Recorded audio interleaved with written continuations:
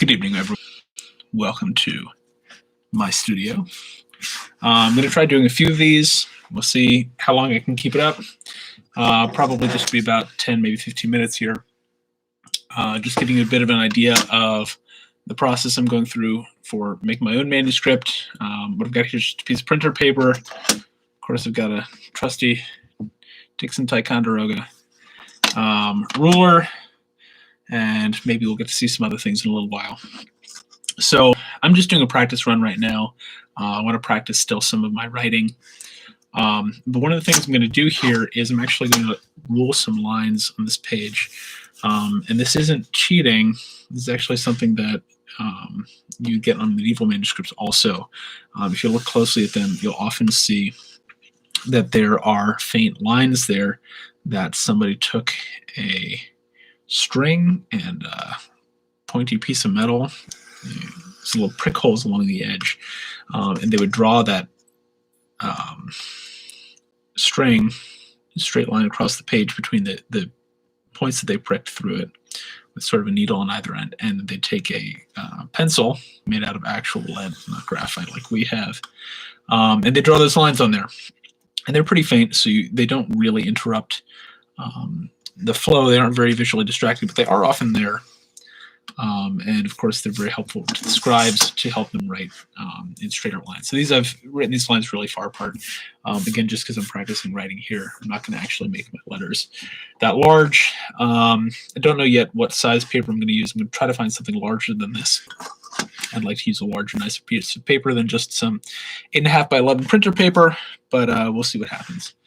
So, all right. Let's take a look at what I'm going to use to write. So I've got, obviously I've got a pencil, I've got some ballpoint pens, but I found a feather lying around the house and tried making it into a quill pen there, cutting out the inside of the feather and making a little nib at the tip. It works okay, it doesn't work great, but maybe we'll see if with some practice. I've got a bottle of ink here, if I can get it to produce some decent writing.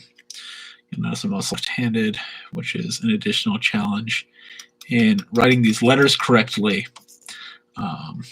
because really the assumption is that your scribe is right-handed.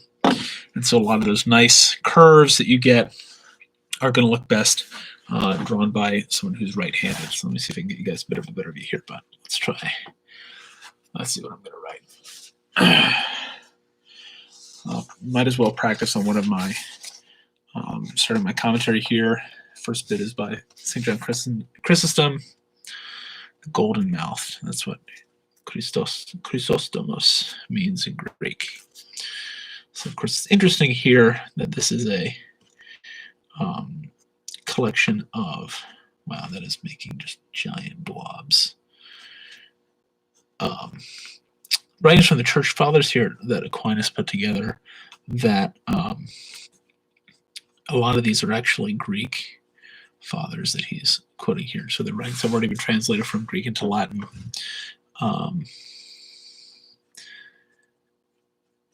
Because Aquinas himself did not know Greek. One of the reasons why Aquinas was as important as he was is that at the time that he lived and worked, the writings of the Greek philosopher Aristotle had only just been rediscovered in the Latin-speaking world. They had existed in Greek in antiquity, but the knowledge of Greek was not preserved very well in the West. And so as the Middle Ages went on, the knowledge of Greek really died out there. And so Greek manuscripts weren't copied, and so those texts weren't hanging around. But around the time of Aquinas, the Arab world had been preserving a lot of, what had been the eastern part of the empire, had been preserving a lot of these texts, the Greek language. And so the works of Aristotle were translated into Latin around the time of Aquinas, and then that was what he was working with when he was doing a lot of his philosophy and theology, was taking Aristotle's philosophy and making it fit together with Christian theology, which up until that point had mostly been based on the philosophy of Plato. And so Aquinas was really on the cutting edge there. So this is working okay. It's actually making a much larger, it works okay for making much larger letters than I was really hoping for, which is too bad, because I was hoping to make these, the commentary nice and small in the margins, but maybe it'll work okay for my main text, which, as I said in the instructions video, I'm going to do in a Gothic script. So let's try maybe writing some of that. Make sure we don't have too much ink here.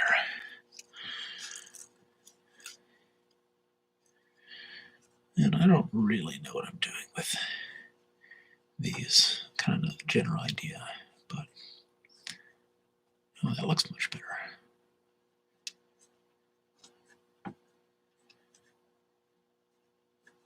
Oops, I think. Of course, this is how all those manuscripts would have been written, with feathered quills like this. I have to imagine once you get a lot of practice with it, it's not so bad. It's pretty close to writing with a fountain pen, but you've just got that additional complication of it being a natural material that you're working with, and so it just makes it more complicated.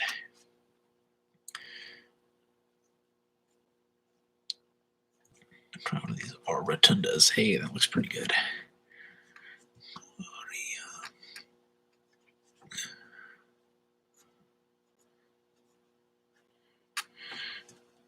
And again, part of what is going to make help you get that really nice handwritten looking effect with these scripts is you really want something that has a kind of flat edge to it. If you look really closely, you can see that I've made the tip of this a little bit flat and a little bit angled. Mine's angled to the left because I'm left-handed. And that helps you get that contrast between thick and thin. I've also got here a couple of calligraphy pens, which I'll try it in a minute. Maybe because I'm stuck too high up in there. I guess I need to make that. There's a little slit that goes down the middle of the tip. It's supposed to help the ink feed there, but I guess I made mine too short because the ink is not feeding in there. All right, well, let's switch over to one of these calligraphy pens that I've got. Remember to wash that out when I'm done. But so these pens here that I've got, I think they're all the same thickness. You notice these have a flat tip here. It's not angled, so I'll have to be extra careful that I get that that angle. And usually for this Gothic script, you're going to want, you'll see this in some of the calligraphy videos if you look at them, about a 45-degree angle between that and the vertical of the text. And that'll help you get those nice contrasts between thick and thin, like that.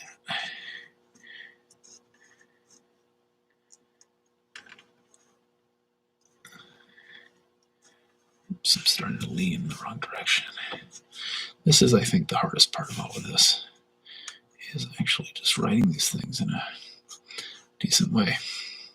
It's amazing to think of the amount of time these scribes must have spent writing the same letters over and over and having to do a nice job of it. It's not like when you're taking notes for class where you can just fake it because the only person who's going to be looking at it is you. But they're working for clients who presumably are expecting something decent looking, especially if they're producing something like what we're doing here. Illuminated pages would have been for a wealthy client. Very expensive in terms of the time to produce one of these. I think one of the things that I'm learning doing this here is that I actually need to take a better look at how to do these Gothic letters, because some of them look okay, and some of them are much too round and modern looking. This pen's working okay, and that's not a bad size for these. Although, if I actually write this text in this size, I'm going to need a much larger piece of paper.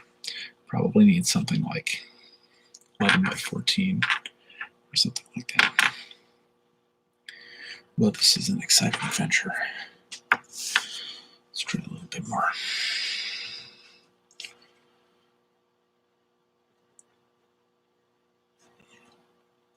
I should really get is I should get myself a little cheat sheet of all these letters and hang it up here so that I can peek at it when I need to. Another thing that's going to help you really get that nice Gothic look is you want your letters to be nice and tight together. Your angle should be nice and sharp, clean. And of course, it would help if my letters were all the same height. You notice this gloriam is growing a bit as we go along, which is less than ideal, shall we say.